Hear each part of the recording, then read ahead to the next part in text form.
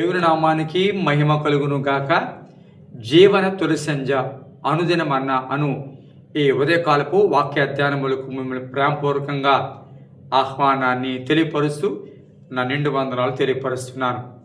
ప్రభునందు మాకు అత్యంత ప్రియులైనటువంటి దేవుని పిల్లలారు ఎలా ఉన్నారండి? బాగున్నారా? నిన్న కుటుంబ సమేతముగా మందిరాలకు వెళ్ళారా? దేవుని సన్నిధిలో చక్కగా ఆయన్ని ఆత్మతో సత్యముతోనూ ఆరాధించారా?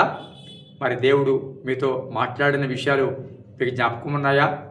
అవి మీ హృదయం అనే పలక మీద రాసుకుని వాటిని ఎప్పటికప్పుడు నెమరు వేసుకుని దాని ప్రకారం జీవించడానికి తప్పకుండా ప్రయత్నం చేయాలి, జీవించాలి అని మీకు తెలియపరుస్తున్నాను.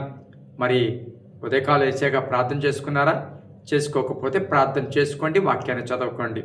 ముఖ్యంగా మరి ఈరోజు నుంచి రాష్ట్ర వ్యాప్తంగా మరి 10th క్లాస్ బిడ్డలకు ఎగ్జామ్స్కు ప్రారంభం అవుతూ ఉన్నాయి. మరి కొన్ని వేల మంది ఈ రోజు నుంచి ఎగ్జామ్స్కి సిద్ధపడుతూ ఉన్నారు. విద్యార్థి జీవితంలో 10th క్లాస్ అనేది చాలా ప్రాముఖ్యం, మనందరికీ తెలుసు. అది ఒక రకంగా టర్నింగ్ పాయింట్ అంటారు.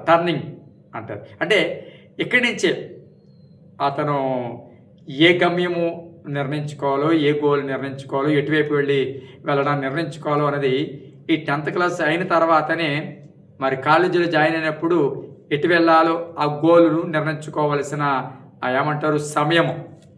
కాబట్టి చాలా ప్రాముఖ్యం విద్యార్థి జీవితంలో 10th క్లాస్ అనేది చాలా ప్రాముఖ్యము. 10th క్లాస్లో మంచి మార్కులు రావాలని ప్రతి ఒక్క విద్యార్థి కోరుకుంటాడు.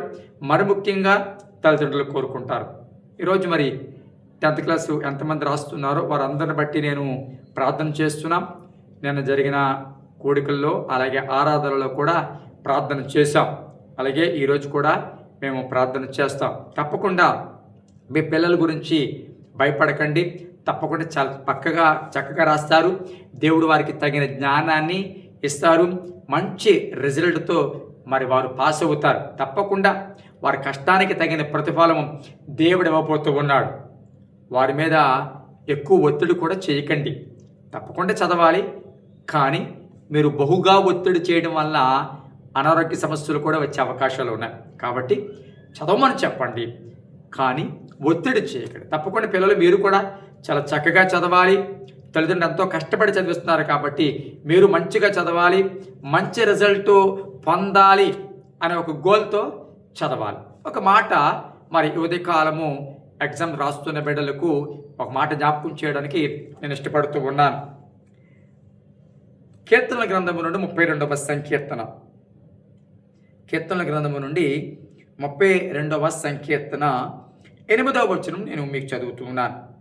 నేను నీకు ఉపదేశము చేసేదను, నీవు నడవవలసిన మార్గమును నీకు బోధించేదను, నీ మీద దృష్టి ఉంచి నీకు ఆలోచన చెప్పేదను. విన్నారు ఈ మాట? నీ మీద దృష్టి ఉంచి నీకు ఆలోచన చెప్పేదను. సహజంగా కొంతమందికి బాగా చదివినప్పటికీ కూడా ఎగ్జామ్ హాల్లోకి వెళ్ళేటప్పటికి ఏదో ఒక రకమైన టెన్షన్.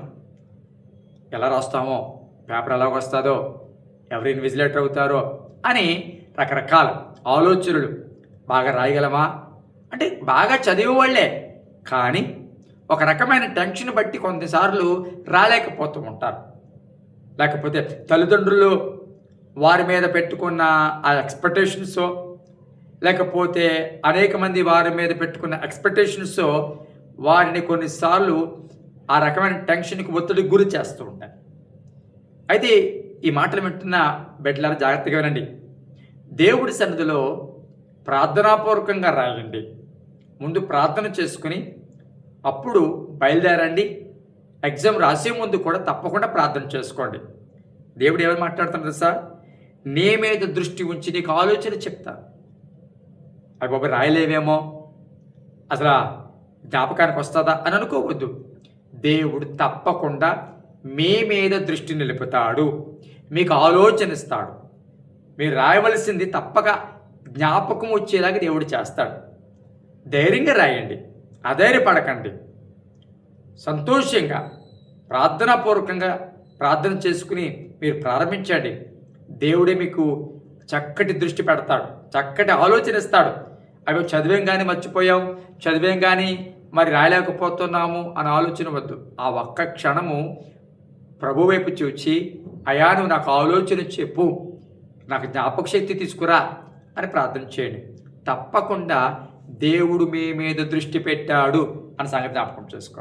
మీరు దేవుని దృష్టిలో ఉన్నారు.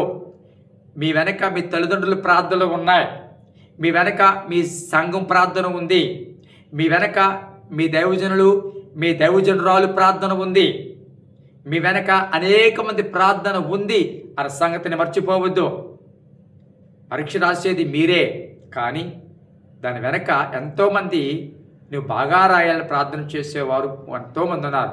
సంఘం ప్రార్థన చేస్తుంది, అంతకంటే ముఖ్యంగా ఈ తల్లిదండ్రులు కూడా ప్రార్థన చేస్తారు. కాబట్టి ఇంతమంది ప్రార్థనను ఆలకించుచున్న దేవుడు తప్పకుండా నీ మీద దృష్టి పెట్టి నీ యొక్క ఆలోచనిస్తాడు.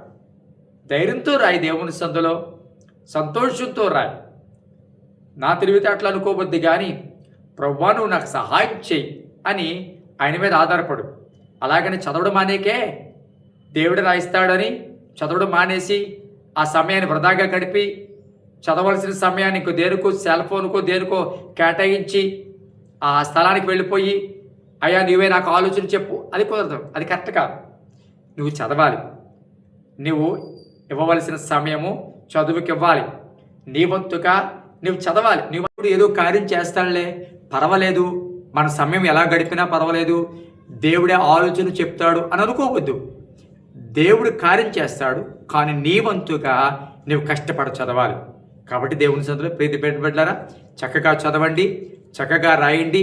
తప్పకుండా మీకు మంచి రిజల్టే ఇవ్వబోతున్నాడు. ప్రార్థన. పరిశుద్ధమైన తండ్రి, నీ పరిశుద్ధ నామానికి స్తోత్రాలు నాయన. ప్రేమించి బరోద్దనమిచ్చో.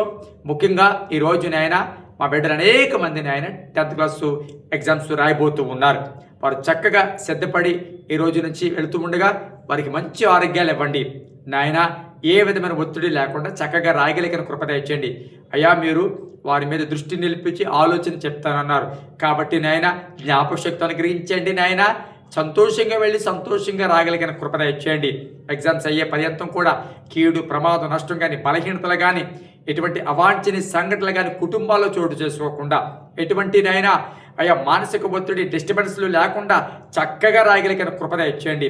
వారి కష్టానికి తగిన ప్రతిఫలం తెచ్చేయండి. నీ నామానికి మహిమ కలుగాను అయ్యా.